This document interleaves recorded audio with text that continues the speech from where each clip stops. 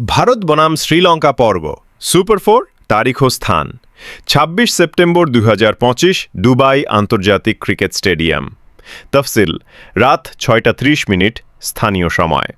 ফল ভারত জিতে নেয় সুপার ওভারে। ইনিংস নির্ধারণ ও টস শ্রীলঙ্কা টস জিতে সিদ্ধান্ত নেয়। প্রথমে বল করার ভারতের ব্যাটিং শুরু হয়েছিল মাঝারি উচ্চ লক্ষ্য স্থাপনের অভিপ্রায়ে। ভারত ২০২ রানে আউট হয়। প্রধান অবদানকারীরা: Abhishek Sharma ৬১ run ৩১ ball, Tilak Varma ৪৯ not out, Sanju Samson ৩৯ run. Sri Lanka innings: Sri Lanka ২০২ রানে ইনিংস শেষ করে টাকা মিলিয়ে পাথুম নিসাঙ্কা ১০৭ রান, শতক। এই ইনিংস ছিল টুর্নামেন্টের প্রথম শতক।